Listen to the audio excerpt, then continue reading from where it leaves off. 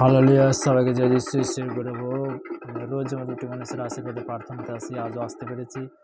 যে আজকের যে হ্যাপি নিউ ইয়ার বিষয়ে নতুন বছরের বিষয় যে সে বিষয় নিয়ে আমি প্রার্থনাতে অবশ্যই যাব। কেননা আমরা কেন নতুন বছর আশীর্বাদে প্রার্থনা কেন করি, কেন পাওয়াতে প্রার্থনা করি, যে পুরো বছরটা যেন সুন্দর যায়, প্রত্যেকটা সন্তানকে যেন সুরক্ষিত রেখে সুন্দর রাখে।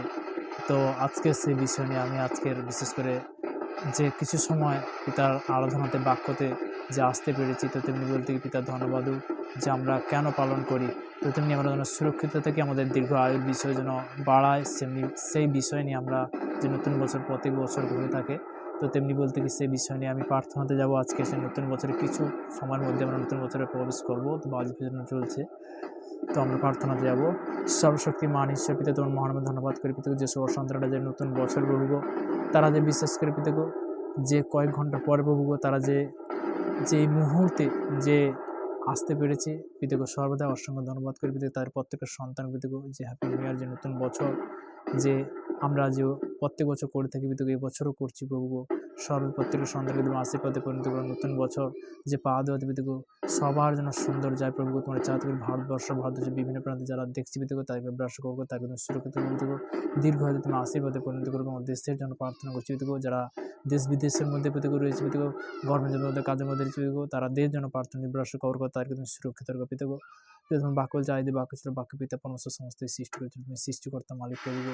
আমার বিশ্বাস পেতে এই প্রার্থনা আসলে প্রভু যীশু খ্রিস্টের নাম থেকে যেন আমার নামে।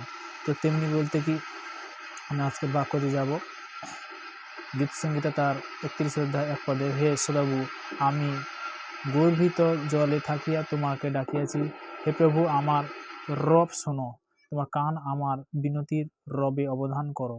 হে সদাবু, তুমি যদি অপরাধ সকল ধরো, তবে হে প্রভু কে দাঁড়াইতে পারিবে? কিন্তু তোমার কাছে ক্ষমা আছে, যেন লোকে তোমাদের ভয় করে। হালেলুয়া! তোমার কাছে ক্ষমা আছে, তোমাকে পরিত্রাণ আছে, তোমার কাছে উদ্ধার আছে প্রভু। যে আজকে যারা শুনছে প্রভু, তাদেরকে তুমি সর্বদা তুমি আশীর্বাদে পরিণত করবে। যে সকল সন্তানরা যারা দেশ বিদেশের মধ্যে গর্ভজন্মের কাজের মধ্যে রয়েছে প্রভু, সব সন্তানকে তুমি আশীর্বাদে পরিণত করো প্রভু।